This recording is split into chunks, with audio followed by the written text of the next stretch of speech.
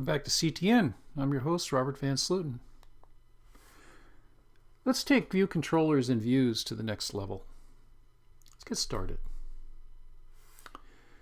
UIViewController is an abstract class. And what that really means is that it's meant to be inherited from. It really does nothing by itself. There are some basic operations, though, that it orchestrates. And some of these may seem a little bizarre. It could resize and lay out its views. And this comes into play with rotation, for instance, and tied to constraints. That views may actually change size and they change position. It can adjust the content of its views. In other words, if you've drawn something in core graphics, for example, and the size of the view changes, it could be scaled. It also could respond to user interactions. And you say, fine, well, we kind of know this because there is the notion of actions. It goes a little beyond that. We're going to touch upon that in the next slide. View controllers take part in the responder chain. And what happens is when you touch a view, if that view doesn't handle that touch, it goes up to the next one in the hierarchy, and so on and so forth. When it gets to a view that's attached to a view controller at the root, it will go over to the view controller and see whether the view controller handles it. Now, at this point in time, you really don't have to know this, but I'm pointing it out because view controllers inherit from UIResponder. And UIResponder handles events, in particular touch events, also handles motion events, but touch events. Obviously, views can handle touches, and also controls are a subclass of views, and they handle touches. UI application also handles certain events. And of course, a UI window is a subclass of UI view. Enough of this until later, when we start talking about user input.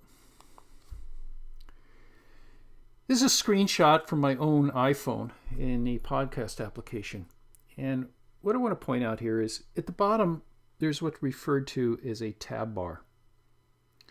This will actually cause various controllers to be engaged. At the top, of course, there's the status bar, and then there's a navigation bar below that. But what is in center is a table view. A table view, not really a table, it's really a list of items that can be selected. That table view is actually inside a navigation controller, and the thing above the list is a navigation bar where the edit button is. There's a title there. So what we have at this point is we have a tab bar controller with a navigation controller that it has selected, which has a table view in it being controlled by a table view controller. Things are getting more complicated. Now, a little bit of inheritance here. This is a base class UIViewController. Now, up until now, we've just inherited one and wrote some basic code in it. But there are subclasses, and this isn't all of them, but this is the key ones. There's a UITabBarController. Now, that's a controller with a tab on the bottom that enables you to select other controllers. There's a UITableViewController, which can control a table. And there's a UINavigationController that allows you to navigate through a stack of controllers. You can go back and forth. Now, generally, UINavigationControllers have the thing you're looking at is a UITableViewController. There's usually a table of things you can select from. UITabBarController has to be at the top. You can't have a navigation controller selecting a tab bar controller. Now, there are a bunch of views and controls that support this whole mechanism. For a tab bar controller, there's at the bottom a UI tab bar and inherits from UI view.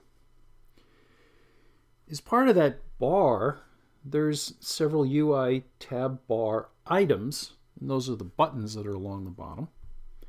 Tab bar items inherit from UI button, which in turn inherits from UI control, which is also a view. So we have at the bar the button with a bunch of buttons. And that whole thing supports the mechanism of a UITabBarController.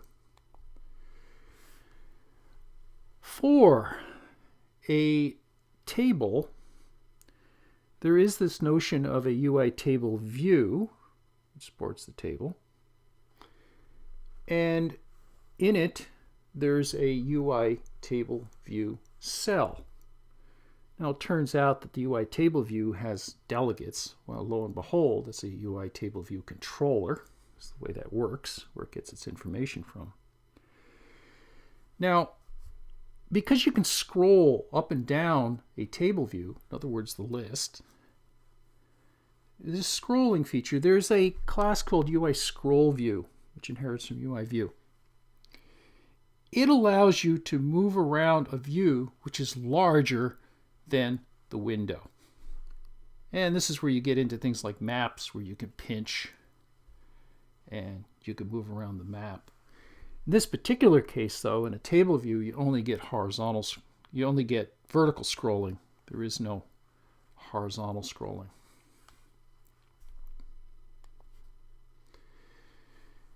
Navigation controller, well, there's a navigation bar. It's at the top, usually under the status bar.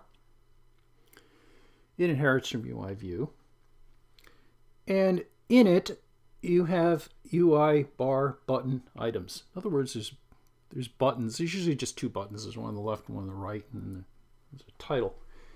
However, the UI navigation bar has something in it referred to as the UI navigation item. And that's really what's in the particular bar at the time. It's tied to the controller that's selected.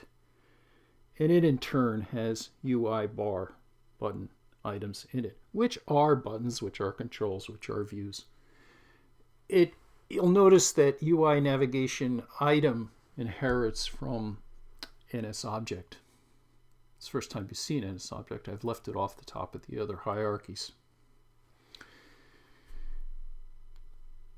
There's one last one, and that's the fact that you can just simply, and this doesn't really relate to controllers, you can put at the bottom of the screen something referred to as a toolbar. There's a class UI toolbar.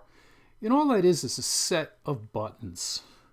And you could have those buttons cause actions. So in other words, you can put a collection of the buttons in a bar at the bottom, and you would use UI bar button item, which is the same class we just seen previously. Okay, I know that was quick and it was fast, but it's important material. And if you take all these classes, I think at this point in time it gives you a reading list.